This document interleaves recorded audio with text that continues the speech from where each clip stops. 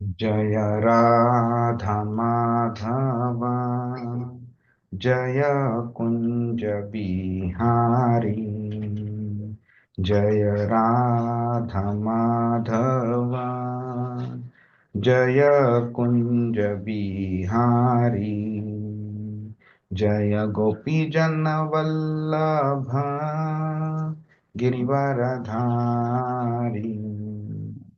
जय गोपी जन वल्लभ गिरिवरधारी। यशोदानंदन व्रज जन रंजन, यशोदानंदन व्रज जन रंजन। यमुना तीर वनचारी, यमुना तीर वनचारी। जय राधा माधव, जय कुंज बिहारी। हरे कृष्णा कृष्णा कृष्णा हरे हरे, हरे राम राम राम हरे हरे। हरे कृष्णा कृष्णा कृष्णा हरे हरे, हरे राम राम राम हरे हरे। जय राधा श्याम सुंदर, राधा श्याम सुंदर राधे। जय कृष्ण बलराम कृष्ण बलराम, जय कृष्ण बलराम। जय गौरानिताय गौरानिताय गौरनिताय, जय गौरानिताय। जय जय प्रभुपाद प्रभुपाद प्रभुपाद, जय श्रील प्रभुपाद। हरिनाम संकीर्तन की जय, श्रीमद् भगवद गीता की जय, श्रील प्रभुपाद की जय। ओम अज्ञानतिमिरान्धस्य ज्ञानाञ्जनशलाकया चक्षुरुन्मिलितं येन तस्मै श्रीगुरवे नमः। श्रीचैतन्यमनोभीष्टं स्थापितं येन भूतले स्वयं रूपकदा मह्यं ददाति स्वपदान्तिकं। वन्देऽहं श्रीगुरो श्रीयुतपदकमलं, श्रीगुरुन् वैष्णवांश्च श्रीरूपं साग्रजातं सहगण रघुनाथान्वितां तं सजीवं साद्वैतं सावधूतं परिजनसहितं कृष्णचैतन्यदेवं श्री राधा कृष्ण पादान सहगण ललिता श्री विशाखान्वितांश्च। हे कृष्ण करुणा सिंधु दीनबंधु जगतपते गोपेश गोपिका कांत राधा कांत नमोस्तुते। तप्त कांचन गौरांगी राधे वृंदावनेश्वरी वृषभानुसुते देवी प्रणमामि हरिप्रिय। वाञ्छाकल्पतरुभ्यश्च कृपा सिन्धुभ्य एव च पतितानां पावनेभ्यो वैष्णवेभ्यो नमो नमः। नमो विष्णुपादाय कृष्णपृष्ठाय भूतले श्रीमते भक्तिवेदांत स्वामिनिति नामिने। नमस्ते सारस्वते देवे गौरवाणी प्रचारिणे निर्विशेष शून्यवादी पाश्चात्य देशतारिणे। जय श्री कृष्ण चैतन्य प्रभु नित्यानंद श्री अद्वैत गदाधर श्रीवासादि गौरभक्त वृंद। हरे कृष्णा कृष्ण कृष्णा हरे हरे, हरे राम राम राम हरे हरे। हरे कृष्णा। अरे आपण सगळ्यांचं स्वागत आहे भगवद्गीतेच्या क्लासमध्ये। आपण बघूया आता कोणाला आठवतंय आपण मागच्या आठवड्यात काय शिकलो. दोन म्हणजे बळाचा उपयोग. प्रभूजी मी पूर्ण क्लास नव्हतो पण जेवढं मी ऐकलं त्याप्रमाणे दोन क्वालिटीज म्हणजे बळाचा उपयोग आणि काम, या दोन दोन गोष्टींबद्दल श्रीकृष्णाने सांगितलेलं. बरोबर, त्याचं काय सांगितलेलं त्यांनी?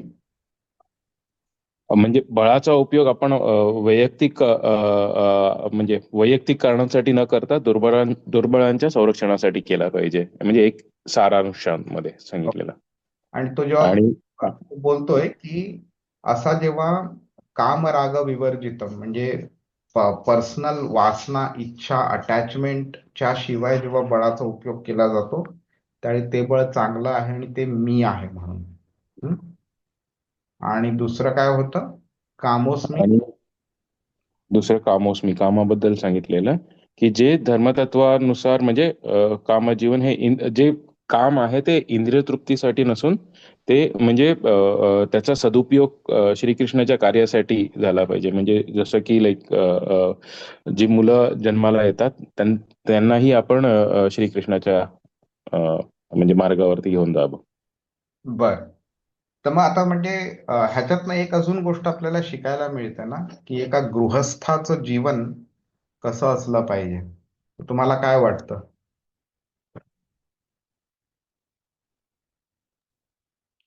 हो तर पुन्हा म्हणजे त्याच्या व्हेरियस क्वालिटी जसं आपल्याला 7व्या श्लोकापासून कृष्ण भगवानांनी सांगायला सुरुवात केली आहे.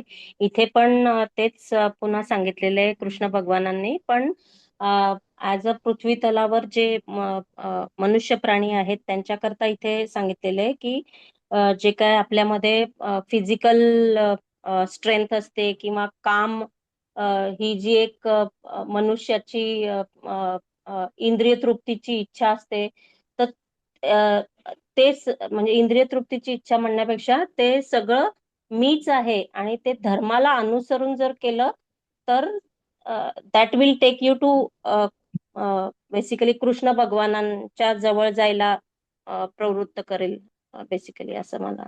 ओके. तर डायरेक्टली तसं नाही बोलत आहे कृष्ण, की कृष्ण भगवानांकडे तो नेईल आपल्याला म्हणून वगैरे. पण बेसिकली चांगलं काय आणि वाईट काय ते तो सांगतोय. मिनिंग प्रत्येक आपण जनरली आपली अशी समज असते की काम वासना चांगली नाही म्हणून. तर काम वासना चांगली नाही तेव्हा जेव्हा त्याचा दुरुपयोग होतो त्याचा. हा, जेव्हा स्वतःच्या फायद्याकरता आपण कामवासनेचा उपयोग करतो म्हणजे त्याच्या स्वतःच्या इंद्रिय तृप्ती करता केला जातो, त्यावेळी ती चुकीची असते. पण जेव्हा आपण एका भक्तीच्या दृष्टीने, कृष्णाच्या दृष्टीने किंवा इतर लोकांना मदत करण्याच्या दृष्टीने जर आपण ते केलं तर ते चांगलं आहे ते. ठीक आहे. त्यामुळे हा एक गैरसमज आहे की अ, वासना म्हणजे शरीर सुख जे आहे ते फक्त म्हणजे त्या दृष्टीकरता लग्न करतात लोक वगैरे, की ते चुकीचं आहे ते. प्रयोजन होणं पण गरजेचं आहे. त्यापुढे म्हणजे सोसायटी पण चालू राहील. दॅट इज वन ऍस्पेक्ट, म्हणजे तो सोशल ऍस्पेक्ट झाला. पण महत्वाचं म्हणजे तुम्हाला जेव्हा मुलं होतात तुम्ही त्यांना चांगलं कृष्णा कॉन्शियस बनवू शकता, तुम्ही त्यांना चांगले भक्त बनवू शकता, ज्याच्यामुळे सोसायटीचा दसपट फायदा होईल त्याच्यामुळे. पण याच्यावरून जस्ट एक मनात प्रश्न आलाय प्रभूजी, की आपण बेसिकली कृष्ण भावना आपली इन्क्रीज करून भगवत प्राप्ती मार्गाला आपल्याला जायचं आहे. तर आपण म्हणतो की आपल्याला हे सगळे जन्म जे आहेत ते या जन्मापासून मुक्ती मिळायला पाहिजे, बरोबर? बरोबर. तर जन्मच बेसिकली मिळायला नको, is what I am understanding. Correct. Is बरोबर. That right? ते आय वुड से इंटरमिजिएट लेवलच्या अंडरस्टँडिंगच्या जर बघितलं तर ते राईट आहे. पण ओके. 100% परफेक्ट नाही आहे ते. हा, ओके. तर म्हणजे तेच की जन्म जर नको मिळाला तर मग आपण जरी काम हे कार्य कृष्ण भगवानां भावना भावित असलं तरी मग आपण कोणत्या एका म्हणजे मला जस्ट म्हणायचं की का जन्म द्यायला आपण प्रवृत्त करायचं बेसिकली अशा एखाद्या आत्म्याला, असं मला जस्ट मनात आलं. मग जर समजा अं, अर्जुनानी पण हाच विचार केला जर असता तर अभिमन्यूचा जन्म नसता झाला. अभिमन्यूनी जर तोच विचार केला असता तर परीक्षितांचा जन्म नसता झाला. परीक्षितांचा जन्म नसता झाला तर मे बी भागवतम आपल्याला मिळालंही नसतं. त्यामुळे मागेच सांगितल्याप्रमाणे अं, एक फिलॉसॉफिकल गोष्ट सांगतो मी, त्यामुळे हे समजायला सोपं पडेल. 15व्या अध्यायाच्या पहिल्या श्लोकामध्ये कृष्ण ही पृथ्वी कशी आहे त्याचं डिस्क्रिप्शन करतो. ऊर्ध्वमूलम अधशाखम असं तो बोलतो. ऊर्ध्व म्हणजे वरती, ओके, मूल म्हणजे रूट्स, आणि अध म्हणजे खालती, आणि शाखम म्हणजे ब्रांचेस. तर तो बोलते की ही पृथ्वी जी आहे आणि ह्याच्यावरती जी लोक आहेत ह्याच्यावरती त्यांची जी मेंटॅलिटी आहे वगैरे त्यांचं वागणं विचार करणं वगैरे जे आहे ते त्यांचं एक झाड जर उलट केलं तर कसं दिसेल, तर स्पिरिच्युअल वर्ल्ड जे आहे त्याचं इन्व्हर्टेड रिफ्लेक्शन म्हणजे मटेरियल वर्ल्ड आहे. एका झाडा एका झाडाला आपण जेव्हा पाण्यातनं बघतो, समजा बँक्स असतात ना, नदीच्या एका काठावरती आपण उभे राहिलो आणि दुसऱ्या काठावरती एक झाड असलं तर त्याचं प्रतिबिंब आपल्याला पाण्यामध्ये जेव्हा दिसतं ते कसं दिसतं, असं वाटतं की त्याचे मुळं वरती आहेत आणि त्याच्या शाखा खालती आहेत असं वाटतं.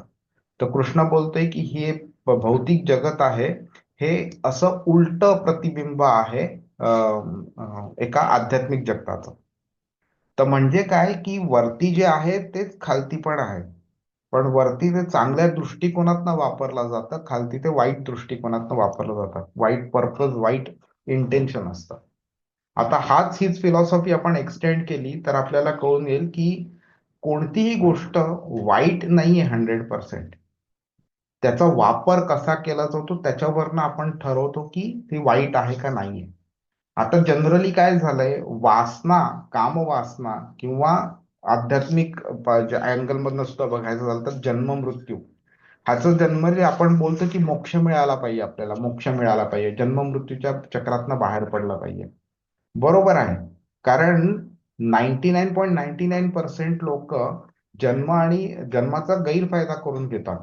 त्यामुळे इट इज बेटर की बाबा अगदी कृष्णापर्यंत नाही गेलो तरी चालेल, पण निदान कमीत कमी जन्ममृत्यूच्या चक्रातनं तरी बाहेर पडू दे. तर गुड, बॅड आणि एक्सलंट हे तीन गोष्टी जर बघितल्या तर good is better than bad, but it is the enemy of excellent. तर एक्सलंट ती गोष्ट आहे ज्यामध्ये आपण प्रत्येक गोष्टीचा वापर कृष्णाकरता करू शकू. म्हणजेच जन्म जरी मिळाला मला किंवा मृत्यू जरी मिळाला तरी मी कृष्णाकरता तो वापर करू शकतो. त्यामुळे आता तुम्ही हा विचार करा की प्रल्हाद महाराज, युधिष्ठिर, भीष्म, नंतर नारद मुनी वगैरे ह्या सगळ्या व्यक्तींना जो जन्म मिळाला त्याचं त्यांनी काय केलं? त्यांनी सोसायटीचं इतकं भलं केलेलं आहे फिलॉसॉफी देऊन, स्वतःच्या एक्झाम्पल्सनी शिकवून आपल्याला वगैरे, की आपल्याला कळेल की त्यांना जर जन्म जन्म नसता मिळाला तर सोसायटीचं नुकसान झालं असतं. त्यामुळे जन्म मिळणं इज नॉट अ प्रॉब्लेम, तुम्ही त्या जन्माचा वापर कसा करताय, कोणाकरता करताय, दॅट इज इम्पॉर्टंट.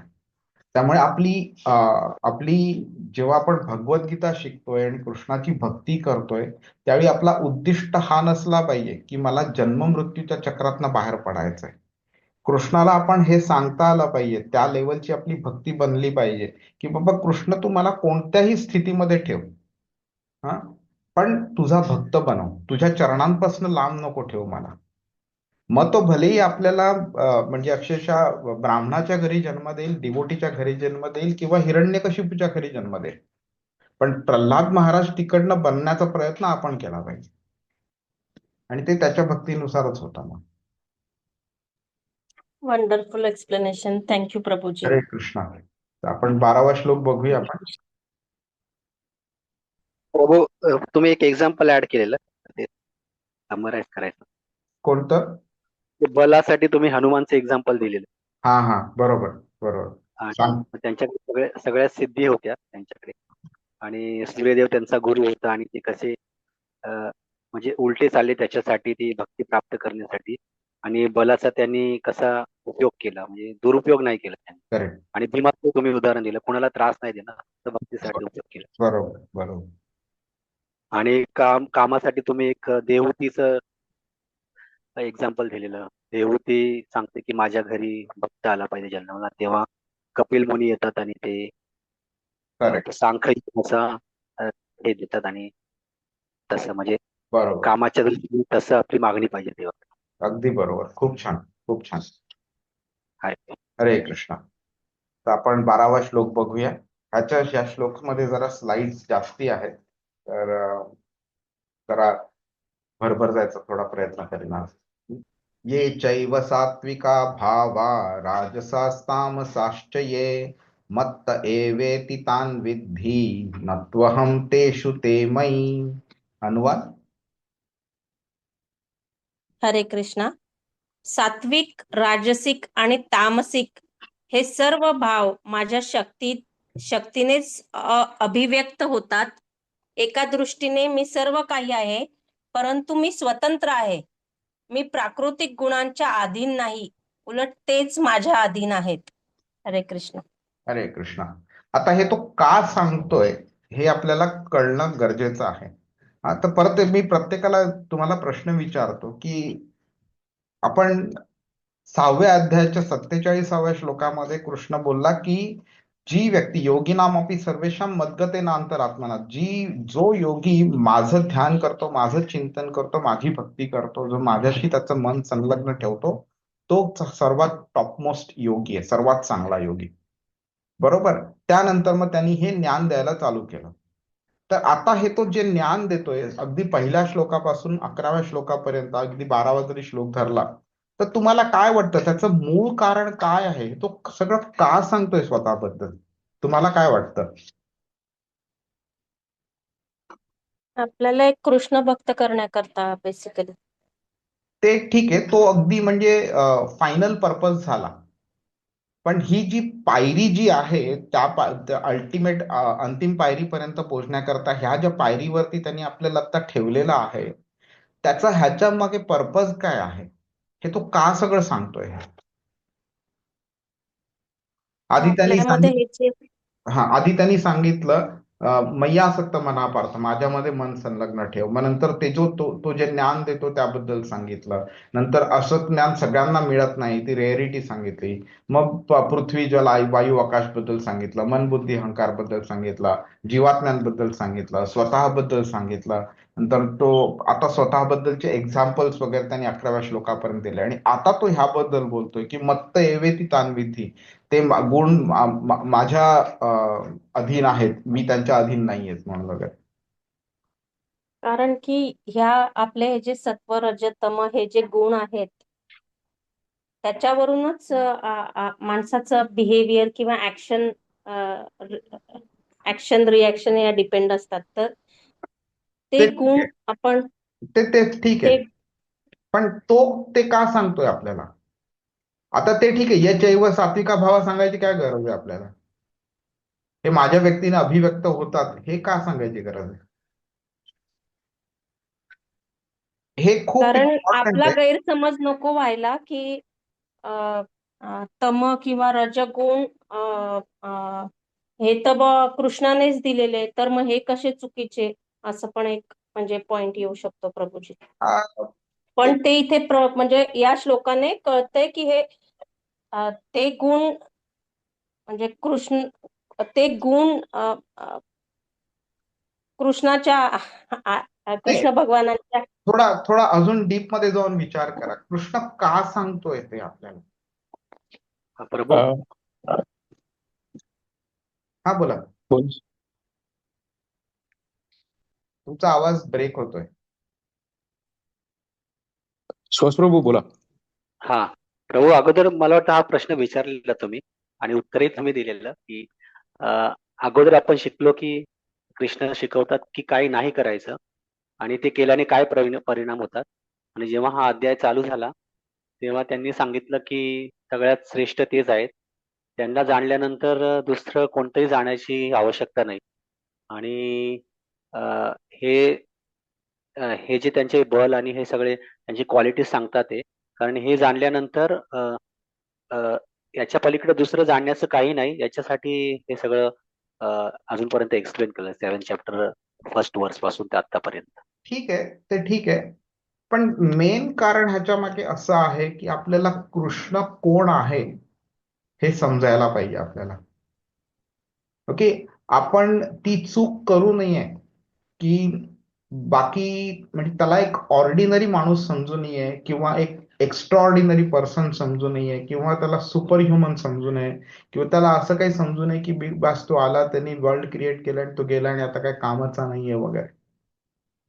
आपल्याला म्हणजे कृष्ण, बाकीचे सगळे देवी देवता, सगळं भौतिक जगत, त्या भौतिक जगामध्ये असलेल्या सगळ्या गोष्टी, अगदी ज्या सूक्ष्म आहेत त्या सुद्धा आणि ज्या जड आहेत त्या सुद्धा, सगळ्यांना एकत्र जर केलं आणि कृष्णाला एक वेगळं ठेवलं तरी सुद्धा कृष्ण कोण आहे हे आपल्याला समजू शकलं पाहिजे. आपल्याला हे समजू शकलं पाहिजे की कृष्ण ह्या सगळ्यांपेक्षाही श्रेष्ठ आहे म्हणून. हे म्हणजे this is the most important thing की आपण त्याला कोणत्याही प्रकारे त्याच्यापेक्षा श्रेष्ठ किंवा त्याच्या इक्वल असं कोणालाही काहीही समजू नये. हा प्रायमरी पर्पज आहे. जी पण आपली संकल्पना आहे, ज्या पण भौतिक गोष्टींच्या संपर्कात आपण दररोज येतो, त्याचा आपण आस्वाद घेतो, त्यांच्याकडनं बेनिफिट्स मिळतात आपल्याला, त्या आपल्याला असं नाही वाटलं पाहिजे की मी त्यांच्यामुळे जगतोय, मी पाण्यामुळे जगतोय, मी हवेमुळे जगतोय. हे नाही वाटलं पाहिजे की बाबा जर पाणी नसतं तर मी जगूच नसतो शकलो. हे नाही वाटलं पाहिजे आपल्याला. आपल्याला कळलं पाहिजे की पाणी सुद्धा अस्तित्वात आहे कृष्णामुळे. त्यामुळे कृष्ण जर नसेल तर पाणीच राहणार नाही. पण पाणी नाही मिळालं तर मग मी मरू शकेन. पण म्हणजे काय की पाण्यामुळे माझं जीवन नाहीये. माझं जीवन आहे जीवनम सर्व भूतेषु. माझं जीवन आहे कृष्णामुळे. माझं शरीर, माझं जीवन, माझं म्हणजे सामर्थ्य, माझी विचार करण्याची शक्ती, माझी बुद्धी, माझं बळ, जे काही आहे ते ह्या जगातला प्रत्येक गोष्ट, प्रत्येक आत्मा, प्रत्येक नॉन लिव्हिंग थिंग, प्रत्येक ब्रह्मांड, प्रत्येक देवी देवता, प्रत्येक निसर्गातला प्रत्येक एलिमेंट हे कृष्णामुळे आहे. कृष्ण ह्यांच्यापेक्षाही श्रेष्ठ आहे. हे आपल्याला हा जो मूळ तत्व आहे ना, मत्तः परतरम नान्यत, हा मूळ तत्व आपल्याला समजला पाहिजे. आणि मग बाकीच्या गोष्टी ऑटोमॅटिकली मग त्याच्याशी आपल्याला रिलेट करता येईल. आणि कृष्ण किती सुप्रीम आहे आणि बाकीचे सगळे त्याला इन्फिरियर आहेत हे आपल्याला डोक्यात ठासून भरलं पाहिजे. हे समजलं पाहिजे. ते जर समजलं ना तर मग बाकीच्या भगवद्गीतेच्या कोणत्याही हे ज्या श्लोक आहेत ते आपल्याला व्यवस्थित समजू शकतील. तर इकडे कृष्ण काय सांगतोय, 7व्या अध्यायाच्या 7व्या पासून 11व्या श्लोकापर्यंत कृष्णाने आपल्याला एक्झाम्पल्स दिले आणि प्रिन्सिपल सांगितलं की तो कसं कसा सगळ्या गोष्टींचं मूळ आहे, सगळ्या गोष्टींचं एक बेस आहे, फंडामेंटल आहे, त्याच्याशिवाय काहीही शक्य नाहीये. प्रत्येक गोष्टींचं कारण तोच आहे, प्रत्येक गोष्टींचं कन्क्लुजन तो आहे. तो सगळं काही त्याच्या नियंत्रणाखाली आहे. आणि त्या सगळं काही मध्ये प्रकृतीचे हे 3 गुण आहेत ते सुद्धा येतात त्याच्यामध्ये. कारण ह्या 3 गुणांचं अधिपत्य ह्या भौतिक जगावरती आहे, पण ह्या 3 गुणांवरती अधिपत्य कृष्णाचं आहे. ठीक आहे. तर हे जेव्हा त्यांनी आपल्याला सांगितलं तर आपल्याला मग कळू शकतं की गुण कुठे आहेत, प्रकृती कुठे आहेत, पृथ्वी, जल, वायू आकाश कुठे आहेत, आत्मे कुठे आहेत, शरीर कुठे आहे आणि कृष्ण कुठे आहेत. तर हे जे संपूर्ण हे 3 गुण आहेत ना, हे संपूर्ण प्रकृती व्यापलेली आहे त्यांनी. प्रत्येक विचारांमध्ये, प्रत्येक कर्मामध्ये, प्रत्येक शरीरामध्ये, प्रत्येक प्रत्येक गोष्टीमध्ये गुणांचं आहे. अगदी म्हणजे साध्यातली साधी गोष्ट घेतली ना, आपण जे जेवतो ना, त्या जे गोष्टी आपण खातो त्या सुद्धा या 3 गुणांच्या मध्ये कॅटेगराईज होतात. ते 17व्या अध्यायामध्ये कृष्णाने सांगितलेले आपल्याला. आणि हा सगळे हे जे 3 गुण आहेत ते कृष्णांकडनं उत्पन्न झालेले आहेत. पण कृष्णाला ते बांधू शकत नाही. कृष्णा त्यांचा स्वामी आहे, ते कृष्णाचे स्वामी नाहीये. आणि कृष्ण त्यांच्या प्रभावाखाली पण येत नाही. तो हे गुण आपल्यावरती प्रभाव टाकू शकतात, पण ते कृष्णावरती प्रभाव नाही टाकू शकत. तर मोक्ष जो म्हणतो आपण तो मोक्ष कसं, मोक्षाचा अर्थ काय, बेसिकली मुक्ती म्हणजे फ्रीडम. म्हणजे काय, तर आपण आत्ता कुठेतरी बांधलेलं गेलो आहोत, त्या बांधलेल्या ज्या गोष्टींना आपण बांधलो गेलो आहोत त्या गोष्टीपासून आपल्याला फ्रीडम मिळणं, मुक्ती मिळणं म्हणजे मोक्ष. ठीक आहे. आणि आत्ता आपण ह्या गुणांच्या अधीन आहोत, ह्या गुणांनी आपल्याला बांधलेलं आहे. त्या गुणांच्या पलीकडे जाणं म्हणजे मोक्ष मिळणं. आणि ते कसं मिळू शकतं ते आपल्याला 13व्या श्लोकात आणि 14व्या श्लोकात कृष्ण सांगतो. आता होतं काय की हा हे त्यांनी प्रिन्सिपल सांगितलं, एक्झाम्पल सांगितलंय 7व्या श्लोकापासून 11व्या पर्यंत, की मी प्रत्येक ठिकाणी आहे, प्रत्येक गोष्टीमध्ये आहे. ओके, तर मग आपण साहजिक एक विचार येऊ शकतो की मग मी कृष्णाला बघू का नाही शकत, समजू का नाही शकत, ओळखू का नाही शकत, मला त्याचा स्पर्श का नाही होऊ शकत, मी त्याच्याशी बोलू का नाही शकत वगैरे. हा एक साहजिक प्रश्न येऊ शकतो. तर त्याचं उत्तर तो 13व्या श्लोकात देतो. आपण मग आज जर तो 12वा कंप्लीट झाला तर बोलू शकू आपण त्याच्याबद्दल. तर या 3 गुणांमध्ये काय होतं, तर अस्तित्व त्यांचं जे आहे हे संपूर्ण सृष्टीनी त्यांनी ते व्यापलेलं आहे. त्यामुळे जे बोलतो ना आपण, एक बिल्डिंग उभी असते, त्या बिल्डिंगचं आधी खोदकाम करतात आणि फाउंडेशन क्रिएट करतात, मग त्याच्यावरती बिल्डिंग उभी राहते. तर हे जी संपूर्ण जी प्रकृती आहे, त्या प्रकृतीचं फाउंडेशन हे 3 गुण आहेत.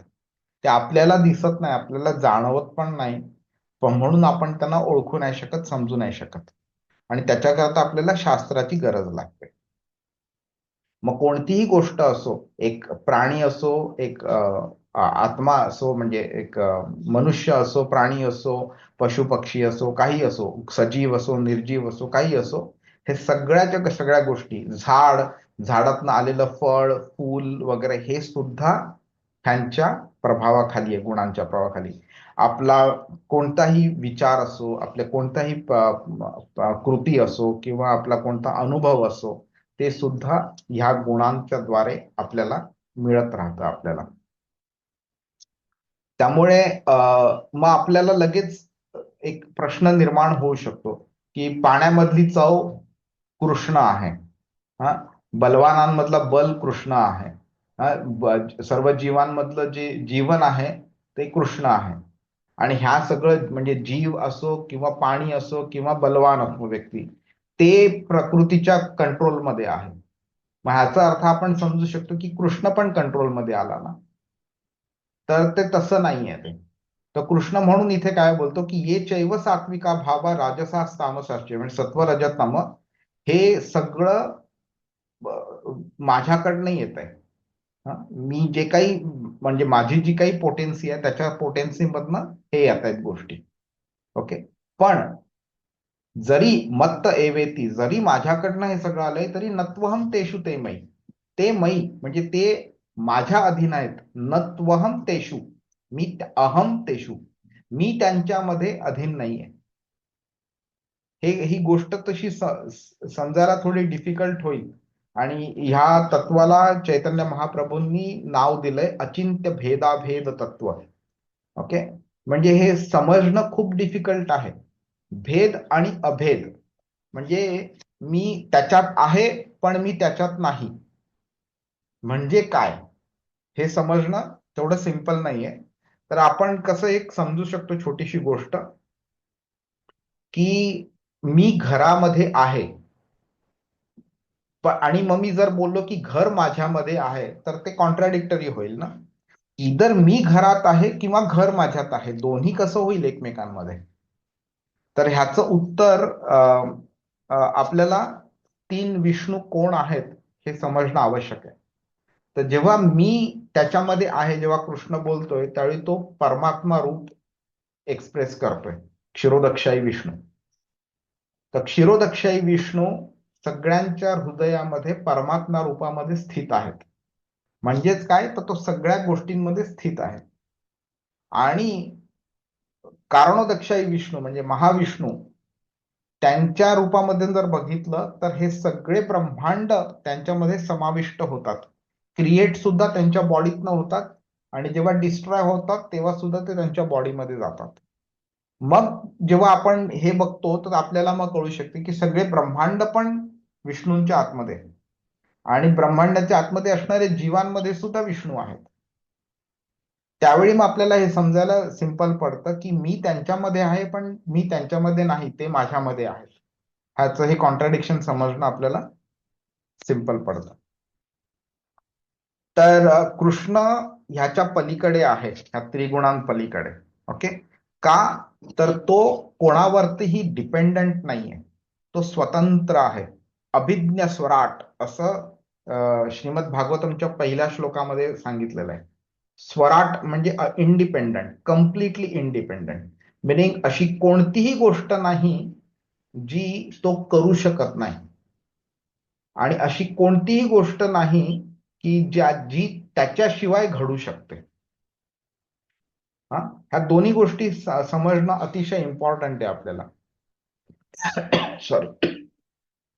हे जे 3 गुण आहेत हे कृष्णाच्या इच्छेने त्यांचं त्यांचं कार्य करू शकतात. ते कृष्ण त्या गुणांना नियंत्रित करतो, गुण कृष्णाला नियंत्रित करू शकत नाहीत. हे जे स्टेटमेंट आहे ते मे बी आज किंवा इव्हन काही पुढच्या श्लोकांमध्ये मी 10 वेळा मे बी रिपीट करीन, पण ते समजणं सुद्धा खूप इम्पॉर्टंट आहे. बऱ्याच वेळा लोकांना आपण बघतो ना, अज्ञानाद्वारे काही काही स्टेटमेंट्स मारतात की कर्म भगवानांना सुद्धा चुकलेलं नाही, अशा कधीतरी स्टेटमेंट मारतात, किंवा गांधारीनी शाप दिला कृष्णाला म्हणून कृष्णाचं अमुक अमुक झालं. ते तसं नाहीये. ते गांधारीनी शाप द्यायचा की नाही आणि त्या शापाद्वारे काय बोलायचं हे सुद्धा कृष्णाच्याच कंट्रोलमध्ये आहे. आणि ते कृष्णानी जे पण ती बोलली ते कृष्णाने स्वतः घडवून आणलेलं आहे, हे भागवतामध्ये पण स्पष्ट केलेलं आहे. आणि जे पण कृष्णाने घडवून आणलं ते कधी घडवायचं, कसं घडवायचं, का घडवायचं, कोणत्या क्वांटिटीमध्ये घडवायचं, हा, हे सुद्धा कृष्णाने ठरवलं आणि कृष्णाने घडवून आणलंय. आणि टेक्निकली जर बघितलं तर गांधारीचा शाप 100% परफेक्टली म्हणजे 100% यदुवंशाचा नाश झाला नाही. ओके, यदुवंशामध्ये अजून काही राजे राहिले त्यानंतर. ओके, त्यामुळे गांधारींनी बोला की संपूर्ण यदुवंशाचा नाश होईल, ते 100% झालं नाही. ते त्यामुळे गांधारी सारखी व्यक्ती कितीही चांगली असो, आध्यात्मिक असो वगैरे, तरी सुद्धा एक जीवात्मा कृष्णाला कंट्रोल करेल हे इम्पॉसिबल आहे. त्यामुळे आपण अज्ञानाद्वारे असे बरीच लोक म्हणतात की कृष्णाला, काही लोक अजूनही असे मानतात, म्हणजे मी नाव घेत नाहीत पण त्या धर्माची लोक वगैरे मानतात असं की कृष्णाने एवढ्या लोकांना मारून टाकलं आणि त्याच्यामुळे एवढ्या लोक मेली, त्यामुळे कृष्ण आता नरकात सडतोय. हे अशा प्रकारची सुद्धा थॉट प्रोसेस आहे लोकांची. तर आपल्याला म्हणजे आश्चर्य पण होतं, हसू पण येतं आणि वाईट पण वाटतं की भगवद्गीता जी लोक वाचत नाहीत त्यांना कृष्ण कोण आहे हेच समजत नाही, आणि म्हणून ह्या अशा प्रकारचे थॉट्स निर्माण होतात डोक्यामध्ये. आणि ह्याचं उत्तर कृष्ण आपल्याला 13व्या श्लोकात देतो, हे असे थॉट्स का निर्माण होतात ते आपण बघू 13व्या श्लोकात.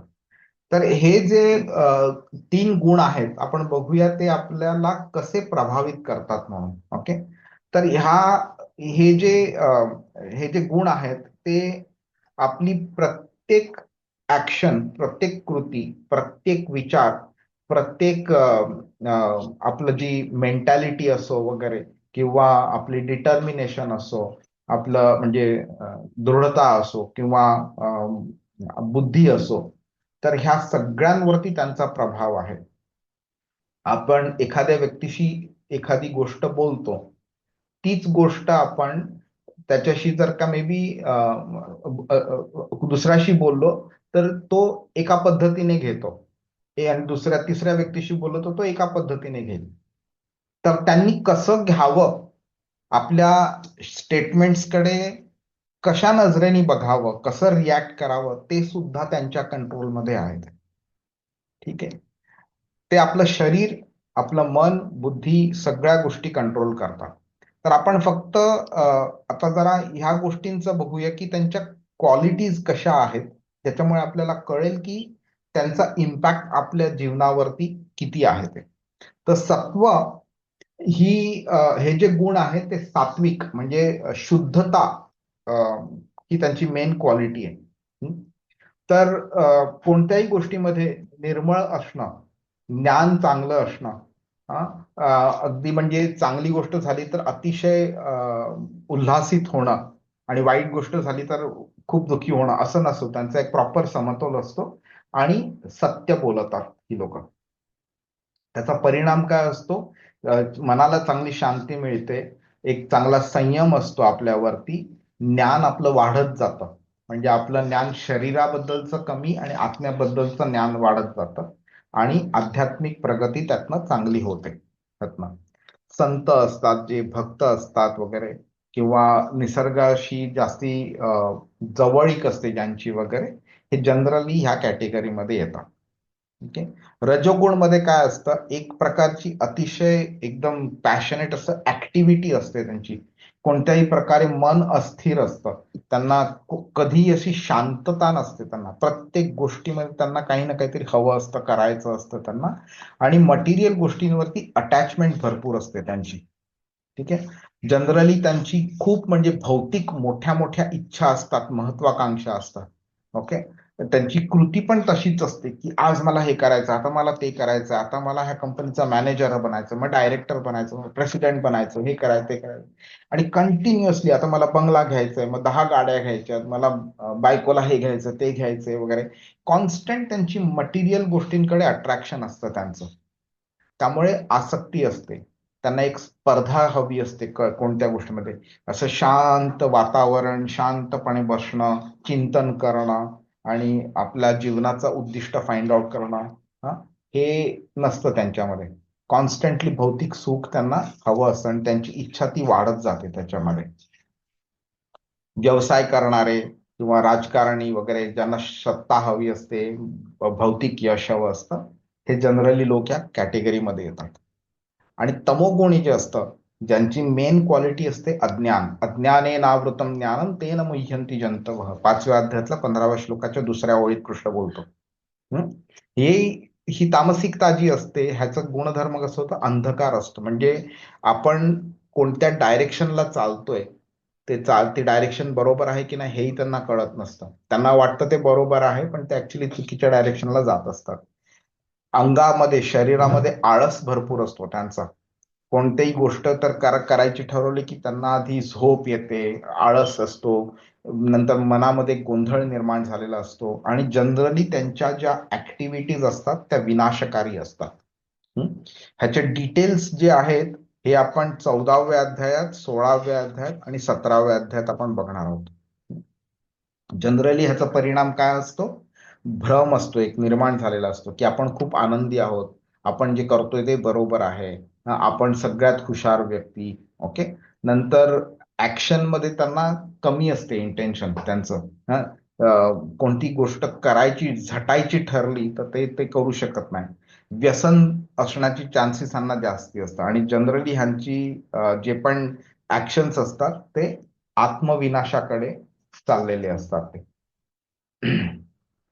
हे आपण का शिकतोय आपण? तर आपल्याला कळू शकतं की तमोगुणाचा प्रभाव लोकांवरती कसा होतो आणि सत्वगुणाचा आणि रजोगुणाचा प्रभाव कसा होतो. कधी कधी असं आपल्याला दिसतं की एका व्यक्तीवरती तिन्ही गुणांचा प्रभाव आहे. वेगळ्या वेगळ्या सिच्युएशन्स मध्ये तो वेगळ्या वेगळ्या पद्धतीने वागतो.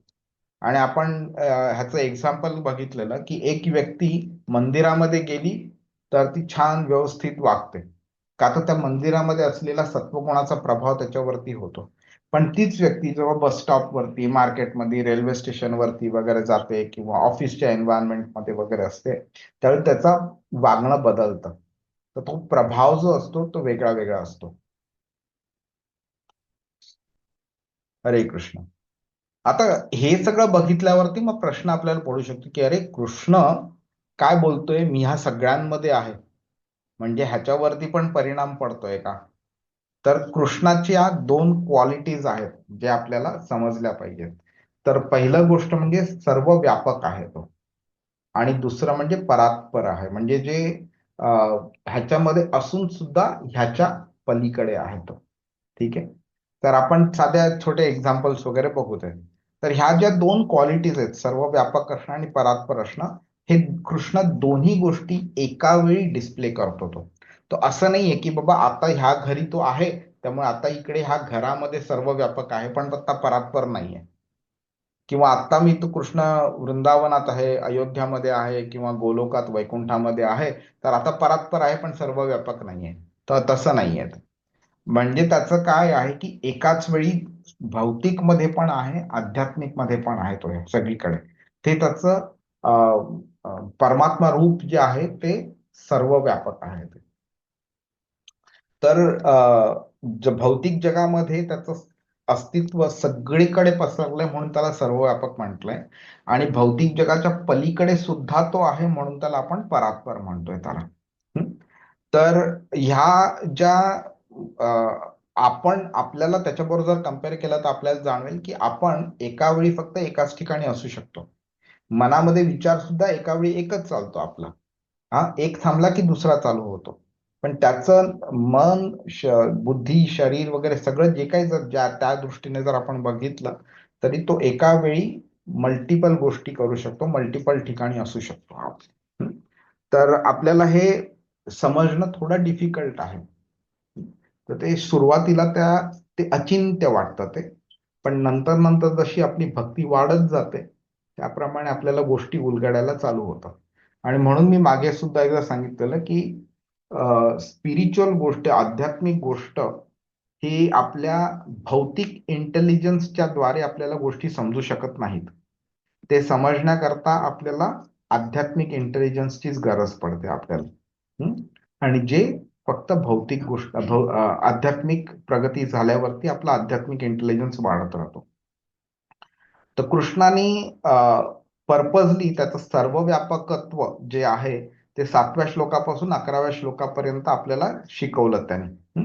आणि आता तो त्याचं जे परात्पर असणं आहे ते तो आता आपल्याला एक्सप्लेन करतोय आपल्याला, की तो ह्या भौतिक सृष्टीच्या बंधनात नाहीये, तो त्यापेक्षा श्रेष्ठ आहे. तो हे तुम्ही म्हणजे आपण सगळे जीवात्मे आणि ही भौतिक जगत जे आहे हे 3 गुणांच्या अधीन आहे, पण तो ह्यांच्या अधीन नाहीये.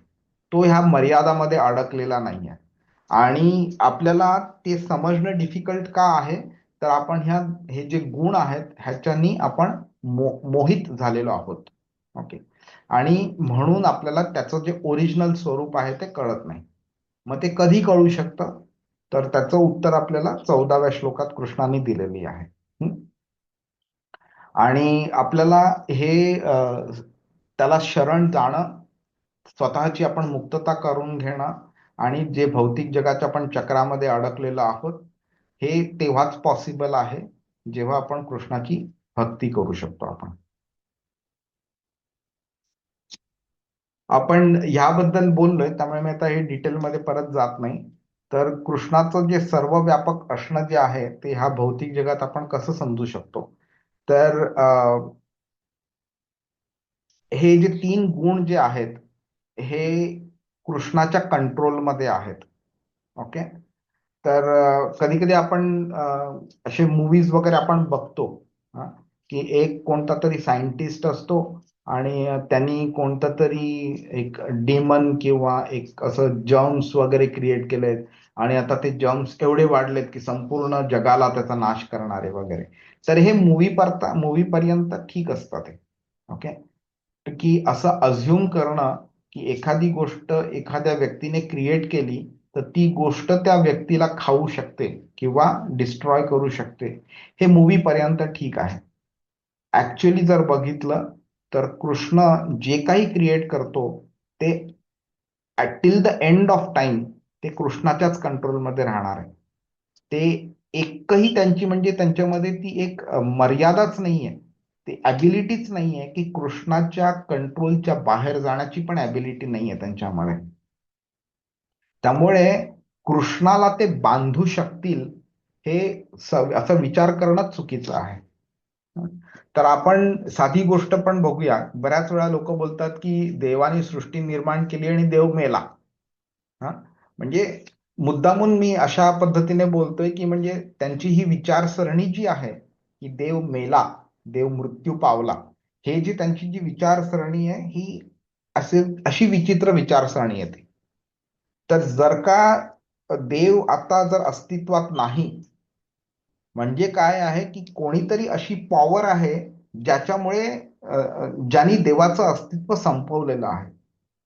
तर जेव्हा कृष्ण बोलतो की मत्तः परतरम नान्यत, अशी कोणतीही गोष्ट नाही जी माझ्यापेक्षा श्रेष्ठ आहे, माझ्या इक्वलही कोणती गोष्ट नाही, तर त्या दोन जेव्हा हे प्रिन्सिपल आणि हे स्टेटमेंट आपण एकमेकांबरोबर व्हॅलिडेट करायचा प्रयत्न करतो, त्यावेळी समजून जातं की हे स्टेटमेंट किती बेसलेस आहे म्हणून. तर कृष्ण बराच वेळा हिस्टॉरियन्स जे असतात ना, जे इतिहास लिहितात वगैरे, ते सुद्धा असे स्टेटमेंट्स वापरतात की Krishna was born on so and so date and Krishna died on so and so date. त्यांच्या दृष्टीने काय आहे की मला जर मी बॉर्न होतो आणि मी डाय होऊ शकतो, तर Krishna because he is also an ordinary person, तो सुद्धा बॉर्न होईल आणि तो सुद्धा डाय होईल. ही झाली एक म्हणजे अज्ञानी व्यक्तीची डेफिनेशन कृष्णाबद्दल. पण कृष्ण काय बोलतोय की ही भौतिक प्रकृती ज्याच्यामध्ये जन्म आणि मृत्यू आहे, ही भौतिक प्रकृती तर सोडाच, ह्या भौतिक प्रकृतीचा जे कंट्रोलर आहे, हे 3 गुण जे आहेत, हे सुद्धा मला कंट्रोल नाही करू शकत, ह्यांना मी कंट्रोल करतो. त्यामुळे आपल्याला कृष्ण किती अमर्यादित आहेत आणि हे गुण, भौतिक प्रकृती आणि भौतिक प्रकृतीपासून उत्पन्न झालेल्या सगळ्या गोष्टी म्हणजे आपलं शरीर आणि आपली मन, बुद्धी, अहंकार, हे सुद्धा किती मर्यादित आहे हे आपल्याला समजू शकतं. आपल्याला जेव्हा आपण पाणी पितो, जेव्हा आपण प्रकाश दिसतो आपल्याला, जेव्हा आपल्याला हीट मिळते बॉडीला वगैरे, तर ह्या दृष्टीने आपण कृष्णाचं आपण अस्तित्व समजू शकतो, ज्याच्याकरता कृष्णाने आधी आपल्याला ते एक्झाम्पल्स दिलेले. आणि ही शक्ती सुद्धा कृष्णाचीच शक्ती आहे, कृष्ण ह्या शक्तीमध्ये आहे. आणि ह्या अशा वेगळ्या वेगळ्या गोष्टींमधनं आपण ऑन अ डेली बेसिस और एव्हरी मोमेंट आपण कृष्णाचं अस्तित्व समजू शकतो. आणि अजून एक छोटी गोष्ट म्हणजे की परमात्मा आपल्या हृदयात स्थित आहे. बऱ्याच लोकांना ते माहिती नसतं, पण परमात्मा आपल्या हृदयात स्थित आहे. प्रत्येक कार्य, प्रत्येक विचार, प्रत्येक कृती जे काय असेल ते प्रत्येकाचा तो साक्षीदार आहे. तो प्रत्येक गोष्ट आपण जेव्हा करतो त्यावेळी अंतरात्मा म्हणजे परमात्मा आपल्याला आवाज देते की नको करू, चुकीचं आहे, किंवा अमुक एक गोष्ट कर, ही चांगली आहे म्हणून. आणि त्याप्रमाणे ती व्यक्ती करते. तर जर का त्याप्रमाणे त्या व्यक्तीने केलं तर चांगलं आहे. कधी कधी आपण परमात्म्याला बोलतो, अरे तू गप्प रे, तुला काय कळतंय. त्यामुळे मग परमात्मा नंतर फक्त मूक असं संमती देत असतो. तो फक्त ऑब्झर्व करत राहतो, तुम्ही काय करताय काय नाही. आणि तुमच्या प्रत्येक गोष्टीला अनुमती देत राहतो. मग तो की तुला माझं मार्गदर्शन नकोय ना, नो प्रॉब्लेम, तुला काय हवंय ते करतो. आणि मग आपली जर्नी, मग आपले कार्य, आपले विचार आपले डिसाईड करतात आपली जर्नी अधपतनाकडे जायची का आध्यात्मिक प्रगतीकडे जायची आहे. पण आपण कृष्णाचं परमात्मा रूप हे जाणवलं पाहिजे आपल्याला, आणि त्याप्रमाणे आपण हे समजलं पाहिजे की प्रत्येक सिच्युएशन मध्ये आपण एकटे नाही आहोत. कोणताही गोष्ट असो, आपण चांगलं कर्म करो किंवा चुकीचे विचार येवो मनामध्ये, किंवा आपल्याला संभ्रम झालेला असो आपल्याला, किंवा अंधार असेल, आपल्याला काही समजत नाही काय करायचं पुढे काय नाही ते वगैरे, कृष्ण कॉन्स्टंटली आपल्या बरोबर आहे, आपल्या हृदयात आहे, आणि तो आपल्याला मार्गदर्शन करू शकतो. तर हे जेव्हा आपण कृष्णाची ही सर्व व्यापकता ओळखू, त्यातनं मग आपल्याला एक शक्ती मिळत राहते. जेव्हा म्हणजे तहान भागवणारं पाणी असो, किंवा प्रकाश देणारा म्हणजे प्रकाश देणारा सूर्य असो, किंवा कोणताही बलवान, सामर्थ्यवान कोणत्याही प्रकारची व्यक्ती दिसो, आपल्याला हे जाणवलं पाहिजे की कृष्ण तिकडे आहे. आणि आपण ह्याच्यातनं समजू शकतो की आपल्यापासून दूर नाहीये कृष्ण, आपल्या जीवनात कॉन्स्टंटली तो अवेलेबल आहे आणि ऍक्टिव्ह आहे, झोपलेला नाहीये तो.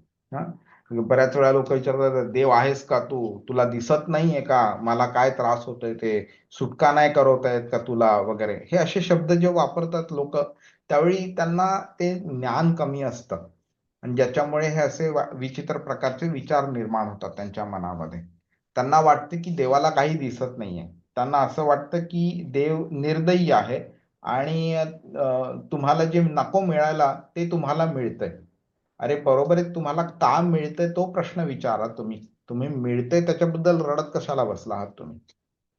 तर प्रत्येक क्षणी कृष्णाची शक्ती, कृष्णाची दया आपल्या बरोबर आहे आणि तो आपल्याला आध्यात्मिक प्रगतीकडे घेऊन जायला तयार आहे. फक्त आपली प्रॉपर इच्छा असली पाहिजे आपली. कृष्णाचं अस्तित्व सगळीकडे बघणं हे सुद्धा एक चांगली म्हणजे चांगल्या आध्यात्मिक स्टेजला आपण पोहोचल्याचं एक लक्षण आहे ते. हरे कृष्ण. आपल्याला म्हणजे भक्ती करणं हे एवढं चांगलं आहे की आपल्याला मग अशा ह्या गोष्टी जेव्हा आपल्या आयुष्यात घडतात ना, त्या किती क्षुल्लक आहेत, त्याच्यामुळे आपल्याला काहीही नुकसान होत नाही. भौतिक नुकसान भलेही होईल, पण ते खरं नुकसान नाहीच आहे. म्हणजे असं एखाद्या बिझनेसमॅननी विचार केला की बाबा मी 1 लाख रुपये इन्व्हेस्ट केले तर मला 10 लाख रुपयाचा फायदा होणार आहे. तर समजा त्याला 10 लाख रुपयाचा फायद्यापेक्षा 1 लाखाच्या नुकसानाची जर जास्ती काळजी असेल तर मग तो कधी बिझनेस करूच नाही शकणार. इकडे सुद्धा हेच आहे की माझी कर्म जाळली जातायत, जेव्हा मला काही भोगायला लागतं, तर ती कर्म जाळली जाणं इज ऍक्च्युली गुड, कारण माझं तेवढं कृष्णाकडे जाण्याची प्रगती होते माझी. तर मग कृष्णाकडे जाण्याची जी प्रगती होते आणि त्याच्यामुळे मला जी कृष्णाची प्राप्ती होणार आहे, तर कृष्ण प्राप्तीच्या कंपॅरिझन मध्ये मला हे जे दुःख भोगायला लागलंय ते काहीच नाही. 1 लाखाचं इन्व्हेस्टमेंट सारखं आहे, त्यातनं 10 लाखाची बेनिफिट होणार आहे. काहीच नाहीये म्हणजे ते.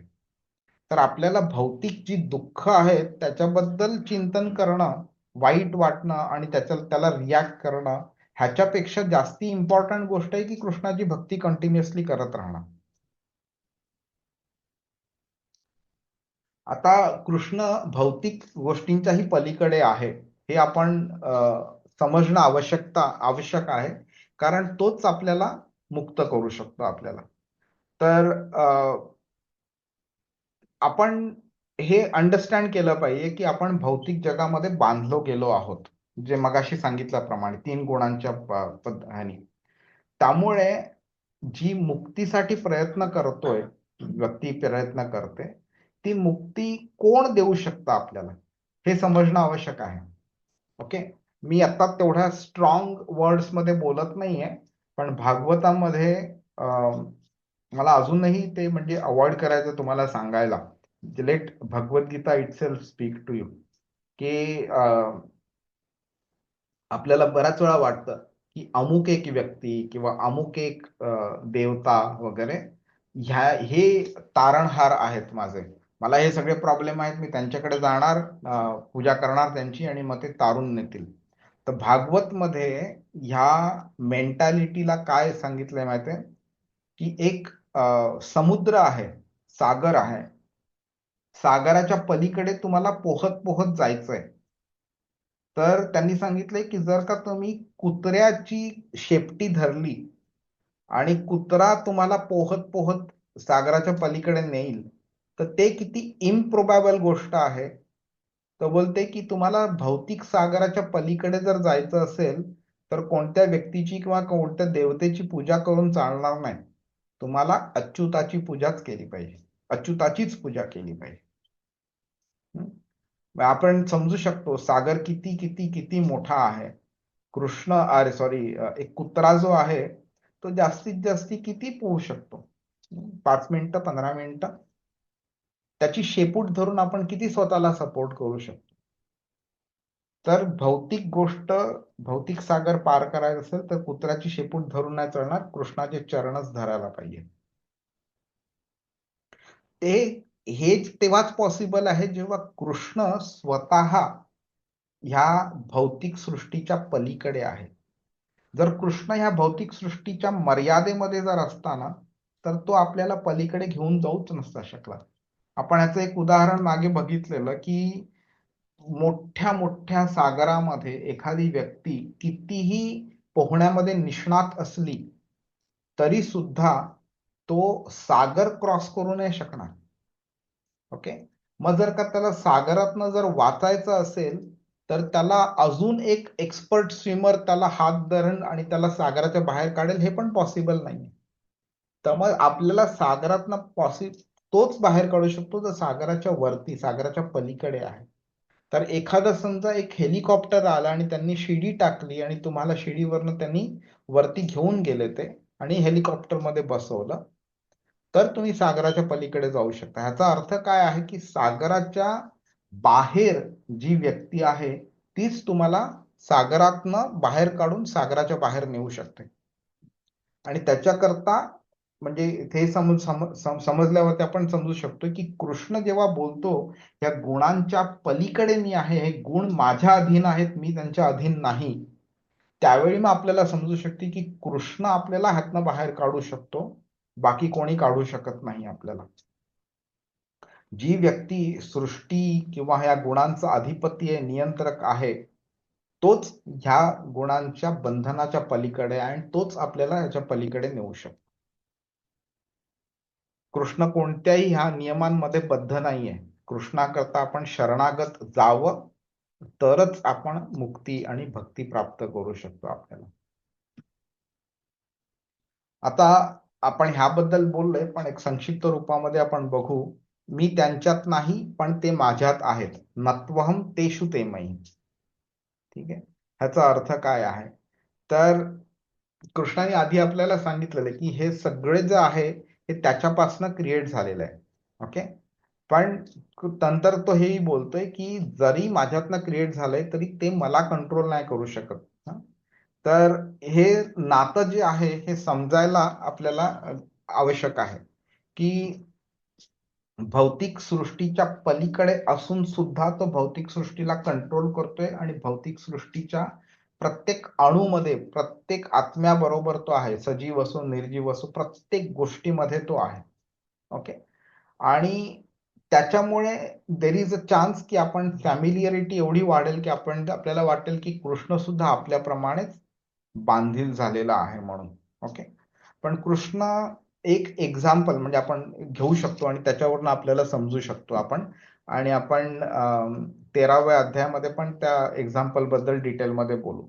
तर हे जे ढग असतात ना, त्या ढगांमुळे काय होतं, आपण खाली पृथ्वीवरती उभे असलो की ढगांमुळे आपल्याला सूर्य कधी कधी दिसत नाही, बरोबर? तर आपल्याला काय वाटतं, सूर्याला झाकोळलं गेलंय ह्यांनी, ह्या ढगांनी झाकलंय म्हणून. पण ऍक्च्युली सूर्याची जी साईज आहे ती पृथ्वीपेक्षाही इतकी मोठी आहे की अख्खी पृथ्वी सुद्धा सूर्याला झाकू शकत नाही. ढग तर म्हणजे एवढा छोटा आहे पृथ्वीच्या समोर सुद्धा. तर ढग सूर्याला काय झाकणार? हे कसं आहे की ढगांनी आपली दृष्टी झाकलेली आहे, ज्याच्यामुळे आपण सूर्याला बघू शकत नाही. तर ह्या एक्झाम्पल वरनं आपल्याला समजू शकतं की इकडे आपण जे आहोत, जीवात्मा जे आहोत, आणि ते कृष्णाला म्हणजे सूर्याला ह्या एक्झाम्पल मध्ये बघणं शक्य होत नाही, कारण मध्ये ढग आहे म्हणून. तर हे ढग म्हणजे असे की हे 3 गुण आहेत. ह्या 3 गुणांच्या अधीन आपण असतो, त्यामुळे आपल्याला वाटतं की कृष्ण सुद्धा झाकला गेलाय 3 गुणांमुळे. पण ऍक्च्युअली कृष्ण ह्याच्या बाहेर आहे. कृष्ण ह्याच्या अधीन नाहीये. आणि जेव्हा आपण जेव्हा सूर्य जसा जसा उगवतो आणि नंतर वरती वरती येतो, त्यावेळी हे जे धुकं असतं, ढग असतात वगैरे, हे अक्षरशः पळून जातात इकडे तिकडे. निहारम इव भास्कर भागवत मध्ये सांगितलेलं आहे की थंडीमध्ये सकाळी सकाळी बघितलं तर दव, धुकं, ढग वगैरे भरपूर दिसतात, पण जसा जसा सूर्य येतो तसं तसं ह्यांचं अक्षरशः अस्तित्वच नष्ट होऊन जातं त्यांचं. तर तसं आहे ते. म्हणजे कृष्ण ह्यांच्या अधीन नाहीये. कृष्णाला आपण बघू शकत नाही, त्यामुळे आपली ती चुकीची मेंटॅलिटी झाली आहे. ढग सूर्याला झाकू शकत नाहीत. सूर्य जर का बाहेर आला तर ढगाचं अस्तित्व संपून जाईल. कृष्णाने जर डिसाईड केलं तर ह्या 3 गुणांचं अस्तित्व नष्ट होऊन जाईल. त्यामुळे आपली मेंटॅलिटी, आपली विचार करण्याची वृत्ती चेंज झाली पाहिजे, बाकी कशाची काही गरज नाहीये. आणि जर का आपल्याला ढगांच्या पलीकडे जायचं असेल, म्हणजे सूर्याला नीट बघायचं असेल, तर आपल्याला ढगांच्या पलीकडे जावं लागतं. आता तुम्ही कधी कधी बघाल तुम्ही की फ्लाईटमध्ये बसलोय आपण आणि फ्लाईट 30,000, 35,000, 40,000 फुटावरनं उडतंय. त्यावेळी आपल्याला खाली भरपूर ढग असे दिसतात आणि वरती सूर्य दिसतो. तर आपल्याला ती लेवल, ढगांच्या लेवलपेक्षाही आपल्याला वरती जावं लागतं, तरच आपल्याला सूर्य दिसू शकतो. इकडे सुद्धा जर का आपल्याला कृष्णाला बघायचं असेल तर आपल्याला 3 गुणांच्या पलीकडे जायला पाहिजे, तर आपल्याला कृष्ण दिसू शकतो.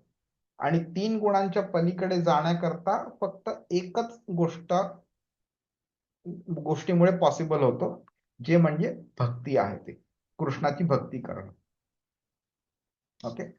आणि मी आता ह्याच्याबद्दल बोलत नाही पॅन्थिझम आणि पॅनेन्थिझम काय आहे ते वगैरे, पण ही म्हणजे एक फिलॉसॉफी आहे की अंडरस्टँड करायला की मल्टिप्लिसिटी काय असते आणि मल्टिप्लिसिटी असून सुद्धा त्याच्या पलीकडे असणं काय आहे ते.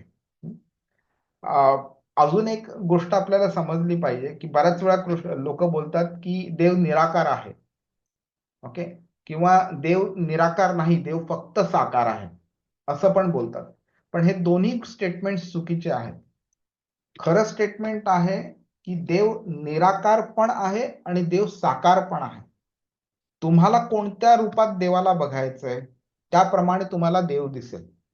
तुम्हाला निराकार निर्गुण ब्रह्मभाव आहे, कृष्ण त्याप्रमाणे दिसेल. तुम्हाला साकार कृष्ण स्वतः बघायचंय, तुम्हाला त्याप्रमाणे दिसेल.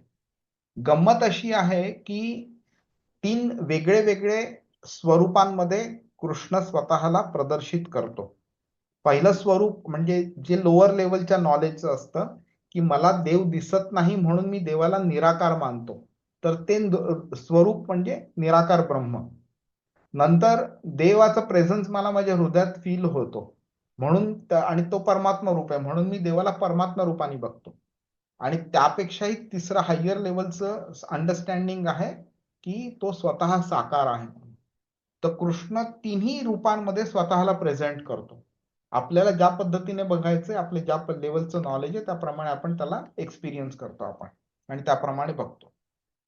त्याचं रेकमेंडेशन काय आहे, जे 12व्या अध्यायाच्या पहिल्या श्लोकात अर्जुनाने प्रश्न विचारला आणि दुसऱ्या श्लोकात त्यांनी उत्तर दिलंय. त्यांनी सांगितलेलं की साकार रूपाची पूजा करणं is what I like, I recommend, that is the best form of worship म्हणून. तर तो म्हणजे ह्या श्लोकाला आपण हे करू शकतो की बाबा कृष्णाला असं बोलणं की तू फक्त निराकार आहेस किंवा फक्त साकार आहेस म्हणजे परत त्याच्यावरती एक आपण स्वतः त्याला एक लिमिट अप्लाय करण्यासारखं झालेलं आहे. तर तसं नाहीये ते, तो दोन्ही आहे तो. पण त्याचं रेकमेंडेशन आहे तुम्ही माझी साकार रूपात पूजा करा म्हणून. आणि ह्यातनं आपण अजून काय बेनिफिट घेऊ शकतो की आसक्ती जी असते आपल्याला ना, तर कृष्ण एवढी मोठी त्यांनी सृष्टी निर्माण केली आहे तरी सुद्धा तो त्याच्यात अडकला नाहीये. तसाच आत्मा म्हणजे आपण एवढ्या मोठ्या भौतिक जगात आहोत तरी सुद्धा आपल्याला त्यात अडकायची आवश्यकता नाहीये आपल्याला. तर जेव्हा आपण कृष्णाची भक्ती साधना करत असतो त्यावेळी हे तत्व आपल्याला मदत करू शकतं आपल्याला.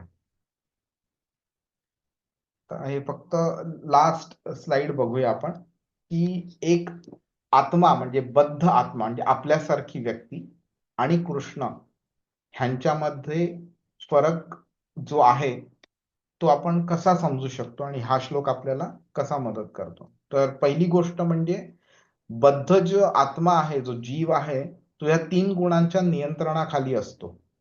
कृष्ण त्यांचा नियंत्रण करता आहे, नियंत्रक आहे. तो 3 गुणांच्या नियंत्रणाखाली नाही येतो. आपले जे विचार, आपली जी वासना, काम, इच्छा, आपले कर्म, आपली जी बुद्धी वगैरे जे काय आहे हे ह्या 3 गुणांच्या द्वारे प्रभावित असतं. आपले प्रारब्ध कर्म जे असतं त्यातनं जे आपल्याला रिझल्ट मिळतात त्या रिझल्ट मधनं आपण काय शिकतो, त्याच्यानंतर आपण काय चूक अवॉइड करू शकतो आणि काय बरोबर गोष्टी करू शकतो, हे सुद्धा ह्या 3 गुणांच्या कंट्रोलमध्ये आहे. पण कृष्ण ह्याच्या पलीकडे असल्यामुळे, ह्या गुणांच्या अधीन नसल्यामुळे तो पूर्णपणे स्वतंत्र आहे. तो ह्यांच्यामुळे प्रभावित होत नाही. आणि मुक्तीचा अर्थच हा आहे की ह्या 3 गुणांच्या पलीकडे जाणं. जसं आपण आता बोललो, तर त्याच्याकरता bhakti yoga is the best mechanism. Okay. Hare Krishna. म्हणून आपण भक्त बनणं आवश्यक आहे आणि कृष्णाच्या चरणी शरण जावं, लोटांगण घालावं, त्याची भक्ती करावी, त्याची पूजा करावी, त्याची प्रार्थना करावी, आणि म्हणून मग तो आपल्याला ह्या भौतिक बंधनापासून मुक्त करू शकतो. हरे कृष्ण. आपण 13वा श्लोक बघूया पुढच्या आठवड्यामध्ये, ज्याच्यामध्ये कृष्ण उत्तर देतोय की एवढं सगळं जर ज्ञान आहे तरी सुद्धा लोक मला का शरण येत नाहीत. हरे कृष्ण. प्रभूजी, एक एक विचारायचं होतं. हा. हे आपण म्हणजे जे जीवात्मा जो आहे किंवा जे जे सर्व जीव आहेत ते ऑफकोर्स या 3 गुणांच्या म्हणजे कंट्रोलमध्ये असतात. पण हे जे भौतिक जे आहे, म्हणजे आपण सजीव बोललो, निर्जीव सुद्धा या 3 गुणांमध्ये म्हणजे हे होतात का, हो हो हो हो होतात? हो. अं, अगदी एक अगदी. फक्त त्याच्यावरती मला फक्त विचारायचं होतं, म्हणजे म्हणजे हेच माझं होतं की जे सजीवांना जे आहे की आपले पूर्वकर्म ह्याच्यामुळे आपले हे 3 गुण आपल्यावरती कसे प्रभाव पडतील हे ठरतं. मग हे निर्जीवांवरती कसं हे होतं, अगदी ठरतं? छोट्यातली छोट गोष्ट सांगायची झाली तर ऑन अ टेक्निकल लेवल आपण जर बघितलं ना, तर जेव्हा आपण सत्वगुणी अशा व्यक्ती किंवा अशा गोष्टींच्या प्रभावाखाली येतो ना, त्यावेळी आपल्यामध्ये सुद्धा सत्वगुण वाढत जातो. जर का आपण रजोगुण किंवा तमोगुण ह्या व्यक्ती किंवा गोष्टींच्या संपर्कात जसे जास्त येतो, तसा त्यांचा इन्फ्लुएन्स आपल्यावरती वाढत जातो. ठीक आहे. तर ह्याच्यामध्ये प्रभुपादांनी लेक्चरमध्ये हे सांगितलेलं आहे की जेव्हा व्यक्तीला निसर्गाच्या बरोबर सान्निध्यात राहणं जेव्हा आवडतं ना, त्यावेळी समजावं की त्याची सत्वगुणी त्याच्यावरती प्रभाव वाढत चाललाय त्याच्यावरती. कारण का, तर निसर्ग इटसेल्फ सत्वगुणामध्ये येतो. पण त्याच्यामध्ये सुद्धा जर आपण डिफरन्शिएट केलं तर सिटी लाईफ जी असते ती रजोगुणी समजली जाते. का, तर त्याच्यामुळे तुम्हाला म्हणजे आध्यात्मिक प्रगतीकडे तुमचं कल कमी असतो, इच्छा कमी असतो आणि ऍक्शन्स पण कमी असतात त्याच्याकडे. आणि त्याच्यामुळे तुमचा रजोगुणाचा जो इन्फ्लुएन्स आहे तो वाढत जातो आपला. आणि नंतर अशी गोष्ट म्हणजे आता माहित नाही लोक कशी घेतील या स्टेटमेंटला, पण जे बिअर बार्स आणि स्लॉटर हाऊसेस आणि हेंते वगैरे ज्या गोष्टी असतात ना, ह्याच्यामध्ये तमोगुणाचा प्रभाव जास्ती असतो. ठीक आहे. तर ह्याच्यामधनं तुम्ही जर कॉन्स्टंटली टचमध्ये राहिला तर तो हा तुमच्यावरती तसा प्रभाव होईल. आणि आता तर बघितलं तुमचं उत्तर, प्रश्नाचं उत्तर द्यायला, निर्जीवच गोष्टी आहेत ना, निसर्ग म्हणा किंवा दगडधोंडे म्हणा किंवा हे स्लॉटर हाऊसेस म्हणा किंवा बिअर बार पब्स वगैरे म्हणा, तर ह्या निर्जीव आहेत तरी सुद्धा ह्यांच्यावरती या गुणांचा प्रभाव पडलेला असतो. अगदी साधी गोष्ट जर झाली ना, तर आपण उपवासात ज्या दिवशी आपण काही खातो, उपवासाच्या दिवशी आपण काही गोष्टी खातो आणि काही गोष्टी नाही खात. ठीक आहे. तर उपवासाच्या दिवशी अशा गोष्टी खाल्ल्या जातात ज्या सत्वगुणी असतात. बऱ्याच वेळा आपल्याला वाटतं की ह्याच्यामध्ये स्टार्च कंटेंट आहे म्हणून खातो आणि ह्याच्यामध्ये स्टार्च नाहीये म्हणून नाही खात, किंवा हे अमुक एक रिझन आहे म्हणून खातो किंवा अमुक एक रिझन आहे म्हणून खात नाही. पण ते तसं नाहीये. ते उपवासाच्या दिवशी तुम्ही ज्या पण गोष्टी ऑब्झर्व करा, ज्या तुम्ही खाता जनरली, ह्या सगळ्या शास्त्राच्या दृष्टीने सत्वगुणी आहेत त्या. तर आपल्यामध्ये सत्वगुणी गोष्टींचा प्रभाव जास्ती व्हावा म्हणून अगदी तुम्ही पूर्णपणे 24 तास किंवा 36 तास उपवास नाही करू शकलात, नो प्रॉब्लेम, नका करू. पण तुम्ही फक्त निदान सत्वगुणी जेवा, ज्याच्यामुळे तुमच्यावरती सत्वगुणाचा जास्ती प्रभाव होईल. तर फूड आयटम्स सुद्धा ह्याच्या रेग्युलेशन्स मध्ये येतात. जस्ट तुम्हाला एक सांगायचं झालं तर 17व्या अध्यायाच्या 10व्या, 11व्या आणि 12व्या श्लोकामध्ये ह्याचं उत्तर दिलेलं आहे.